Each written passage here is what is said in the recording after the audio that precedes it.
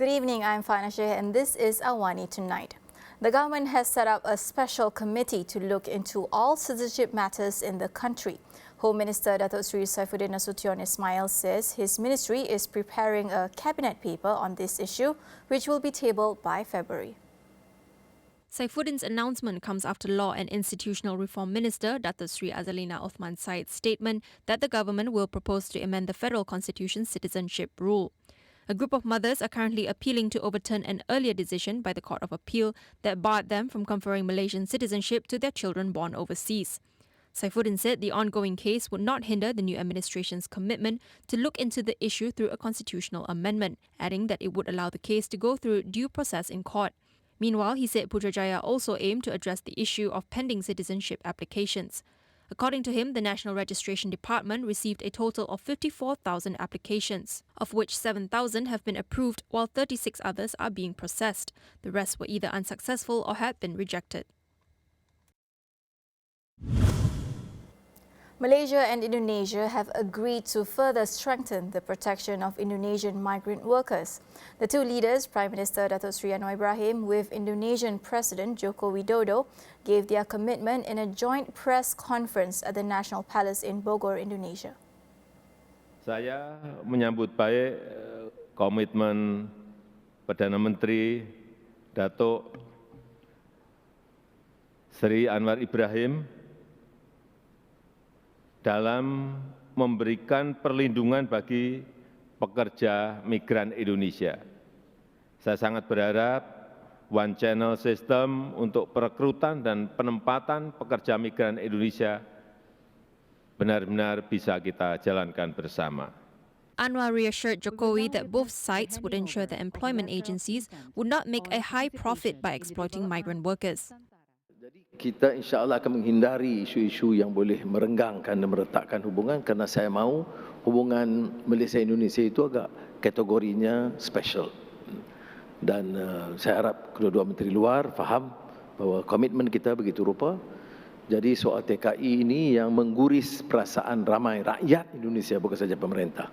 Anwar is currently in Indonesia on a 2-day state visit at the invitation of his Indonesian counterpart, his first official visit outside the country since being sworn in as the Prime Minister on November 24th last year. The two leaders also agreed to work together to fight against discrimination against palm oil. Malaysia and Indonesia are the world's two largest producers of palm oil, making up 85% of total global production.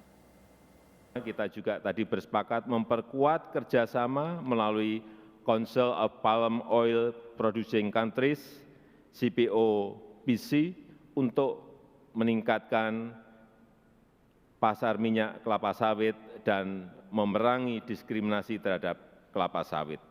The campaign against palm oil has been spurred primarily by the European Union's refusal to recognize palm oil-based fuel as a renewable fuel. The bloc also plans to phase out the use of palm oil by 2030. It reached an agreement in December last year to ban the import of several products, palm oil, beef, soy, coffee, cocoa and timber, which were grown or raised on land that was subjected to deforestation or forest degradation. They also discussed the development of Indonesia's planned new capital Nusantara in eastern Kalimantan. Prime Minister Datuk Seri Anwar Ibrahim said Malaysia is keen on the development of Nusantara, given the new capital's regional economic importance and proximity to Sabah and Sarawak.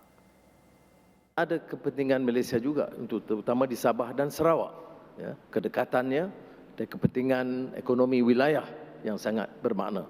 Rakan-rakan saya di Sarawak dan Sabah memuji inisiatif ini dan saya beritahu tadi itu inisiatif besar Bapak Presiden itu mempersilitkan saya kerana dibanding dengan apa yang saya mampu lakukan untuk Sabah dan Sarawak. Jadi oleh itu kita ambil pendekatan yang positif itu mencari jalan supaya pertumbuhan ibu kota negara Nusantara itu akan juga memberi manfaat kepada wilayah yang termasuk Sarawak dan Sabah. Earlier, the two leaders witnessed the handing over of 11 letters of intent from 10 Malaysian companies to participate in the development of Nusantara. These include companies such as Berjaya Corporation, Tenaga Nasional, Pharmaniaga, Alliance MEP, Sarawak, Bolstead Properties and Kasem. One of the pertinent issues facing the Malaysian-Indonesian diplomacy is labour protection. The two ASEAN nations pledged to ensure better protection of migrant workers. How do we do that and where do we begin? Dr. Zokri Idris weighs in on labour issues that can be ironed out to restore Indonesia's confidence. From the Malaysian side, we need to restore the confidence not only to Indonesia, but perhaps to other parts of ASEAN or other countries that supply workers to Malaysia onto their rights, as well as the welfare and well-being of them while being in Malaysia. Now, we have to look at the legal framework that we have at the moment. Now, so far, Section 60A of the Employment Act 1955 has provided a basic and sufficient rights to workers who earn below 2,000 ringgit Malaysia. And there is also an extension of this Employment Act to migrant workers as well. He added that keeping track of foreign workers in the country is another way to better protect them from any form of exploitation and violation. We also need to look into the database system. The Ministry of Human Resources should have an accurate as it can the amount of migrant workers in Malaysia, where there are, what are their details, how much are they earning, any complaints about that, so that it will be easy for us to keep track on them. So if we have the data, we know that we're thereabouts, as well as the protection and enforcement. I think these are the ways preliminarily Malaysia can do in order to restore the confidence of Indonesia to make sure that Malaysia is a good place to work for. We will go for a quick break. Stay with us.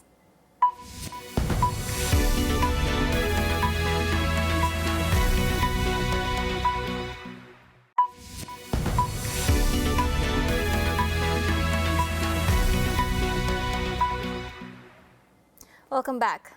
A political storm is brewing in Sabah as Gabungan Rakyat Sabah GRS Chairman Datuk Sri Hajiji claims to have the support of 44 assemblymen to remain as Chief Minister.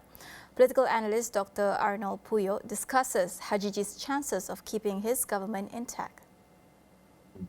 Well, I think the chances for Hajiji to remain as a Chief Minister are high. There are a number of reasons for this. Number one, I do not think the Wakil Rakyat in Sabah are willing to topple Hajiji and to topple the government at the moment. Because I think as Wakil Rakyat, they can read the mood of the people. They can understand the situation on the ground. If you read the responses, the feedback from the social media, I think most want political stability, and then they want the present government to remain until the next term. And any attempt to bring down the government at the moment by any Wakil Rakyat is just, for me, meaningless. That's number one. Second, I also do not think there are any viable alternatives in terms of a better CM or a better state government than Hajiji and the GRS government. I'm not saying that Hajiji is the best chief minister that we have. I'm not saying also that GRS is the best government that we have. They have many weaknesses, but at least they are trying their best to respond to the needs and voices of the people on the ground. And also in terms of implementing MS3, I would say that they have made some good progress. And thirdly, I think the federal government also wants to see Sabah politics stabilized at the moment. I expect the PM to take, the middle path in solving the political crisis in Sabah. There are already suggestions that the current government in Sabah to replicate the unity government at the federal level. On to international news. In Brazil, more than 400 people had been arrested for attacking 3 government buildings on Sunday, unleashing chaos in the capital city of Brasilia. Thousands of supporters of former President Jair Bolsonaro stormed the Congress, Supreme Court and Presidential Palace. Security officials who were initially overwhelmed by the invaders succeeded in regaining control by evening. The attacks came only a week after the inauguration of Luiz Inácio Lula da Silva, who defeated far-right Bolsonaro in October in one of the closest ever elections. Many of those who attacked the buildings claimed the election was stolen from Bolsonaro. Sunday's incident amounted to one of the worst attacks against democracy in Brazil since the military coup in 1964. The attack was also compared to the invasion of the US Capitol by followers of Donald Trump in January 2021, which prompted the largest criminal investigation in US history. President Lula was not in Brasilia at the time of the attack, but he gave an angry speech blaming Bolsonaro for encouraging the attackers by repeatedly questioning the integrity of the electoral process. Lula announced a federal security intervention in Brasilia, bringing policing under the control of the central government, lasting until 31st January. Meanwhile, Thailand withdrew a rule requiring foreign travellers to carry proof of COVID-19 vaccination just days after reinstating the barrier ahead of the arrival of Chinese tourists. Its Health Minister Anutin Charnvirakul made the announcement today, citing sufficient immunization levels in China and globally. He said the vaccine certificate rule was inconvenient and a panel of experts had resolved that it was unnecessary as enough vaccinations had been administered globally. Now we can say Thailand freely open for all tourists from all over the world, provided that every concerned party will have to be cautious as per the health regulations that stated in Thailand. The vaccine-proof rule was brought back last week as the country prepared for a wave of tourist arrivals from China, following Beijing's decision to reopen the country to the world and scrap quarantine for arrivals from Sunday. Still, Thailand will require travellers coming from nations which insist on negative RT-PCR test results for entry to have adequate health insurance to cover the cost of treatment in case of getting infected while visiting the country. The first flight of Chinese visitors since the pandemic started to arrive in Thailand on Monday, carrying an initial group of nearly 3,500 passengers on the first day. Anutin said Thailand was now expecting 7 to 10 million Chinese visitors, compared to an earlier estimate of 5 million. Iran has sentenced 3 more people to death for allegedly killing members of the Iranian security forces during protests triggered by the death of Mahsa Amini. The latest sentences, which can still be appealed, bring the total number of people condemned to death to 17. According to Iran's judiciary, the 3 men were sentenced to death on charges of moharebeh, or waging the war against God. 2 others were handed prison terms for an incident that led to the deaths of 3 security force members on November 16th.